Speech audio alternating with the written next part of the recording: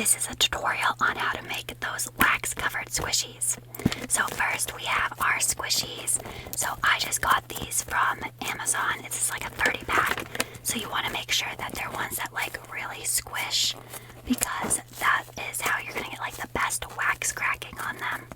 So like even these ones that are like a little hard, they still squish pretty well. And then next you're going to need some wax. So I got this beeswax. So this is for like candle making, and it's even for like making lip balms. So I'm hoping that it's going to be hard enough. It says it is. I wanted the ones that had like little beads, little pellets, because I feel like that's going to be like the easiest to melt. And then to melt, I got this little bowl, and this is for melting wax. And usually like this goes into like a little like wax melter, but instead I'm going to put this into a pot with boiling water, and then that way it's just gonna like sit like a double boiler like this, and then the wax will go inside here and it will start to melt. So I'm hoping that this will be like easier to clean up and just like easier to use. I got these tongs so that I could like take the squishies like in and out of the wax and not burn myself. Let's hope for the best. But these are like science like beaker tongs, so hopefully they should be good. Like they should definitely be able to handle the heat. And then I have this silicone mat. I think this is like for pets, like pet food. It will be better than a plate because this is really flexible and it won't like stick onto it. So it'll be really easy to like clean up and take them off. I'll probably also use this as like the base for when I'm making the wax cracking videos, so that I can like crack them over this and then easily be able to like take the wax and like gather it and save it for doing it all over again. I just got all of these supplies off of Amazon and they were not expensive at all. And now let's just see if they work. I'm going to do a voiceover for the next section because I'm going to show you like my actual process for making these. And then stay tuned for the wax cracking at the end. When it was finally time to do the wax stuff, I was so happy I had all those silicone things because it made the process so much easier. So definitely get this cup. I was silly and had no idea that the wax was actually going to be in these little pellets. Like that's what I was originally looking for.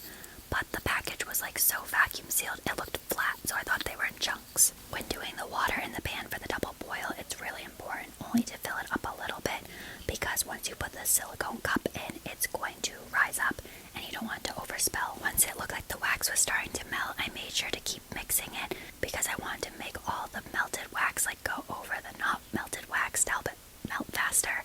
I'm very impatient. It's wild how much this looks like water with ice cubes in it, but be careful, it's really hot. And then it was time for our first sacrifice. Our first squishy in the wax.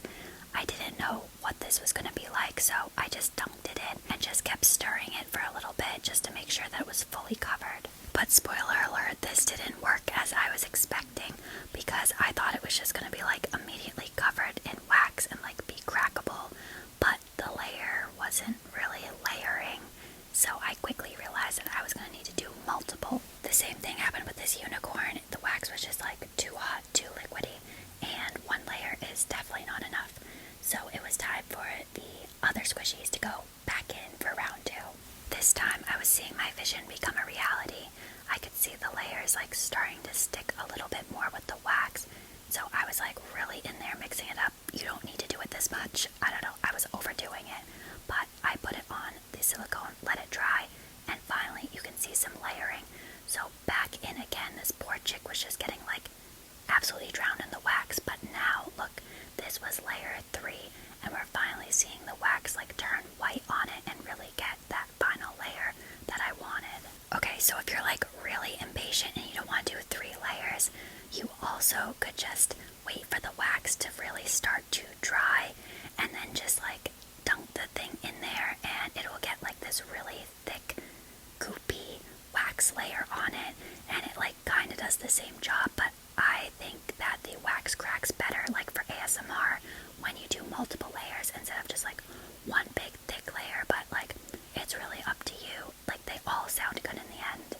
I have to say the squishies looked like really delicious. Like I wanted to eat them. It was like they had like a nice glaze on them. But this is what they look like after multiple layers of wax. Some have like 3, some have 5, some have just like 1. But I decided to do another round